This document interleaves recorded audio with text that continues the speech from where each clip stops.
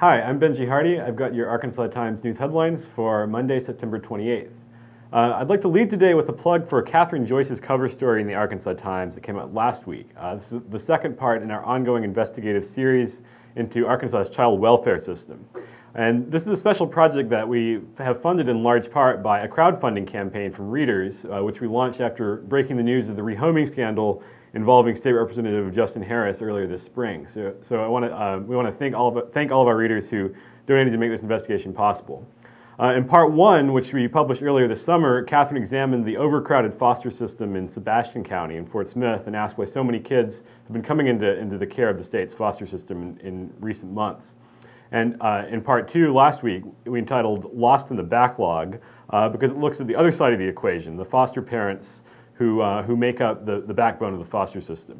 Many prospective foster parents in Arkansas say that they face delays at every step in the process. They can't get registered, they can't get licensed to become foster parents in the first place. And Catherine also talks to a number of former foster parents who say that they were driven out of that system because of frustrating experiences with DHS. Now, this matters because over the summer, Governor Asa Hutchinson held an event to push religious leaders and nonprofits across the state to help out in recruiting additional foster parents. But there are real questions about whether DHS actually has the capacity to handle more inquiries from new families who want to help, considering how short-staffed local DHS offices often are. We discovered earlier this year, for example, that the backlog of inquiries from prospective parents actually outnumbered the number of currently active foster families in the state. So please take a look at Catherine's piece online or pick up a print edition if you are in the Central Arkansas area. It's essential reading for anyone concerned about the child welfare system.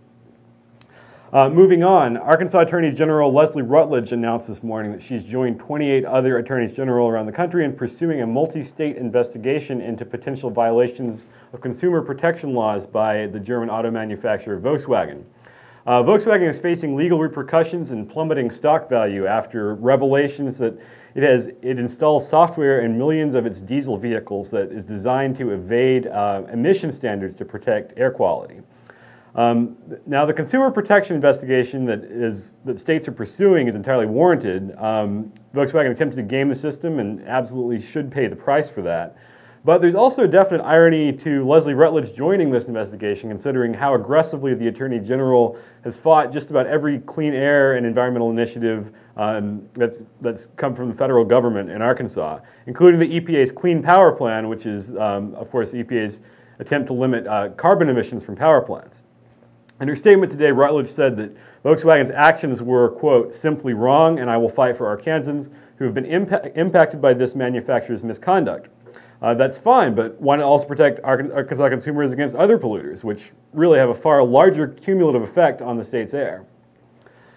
A notable police brutality case is before federal court in Arkansas today, which involves a mother and her son who were tased by local law enforcement while walking their dog in front of their home in Dover, Arkansas.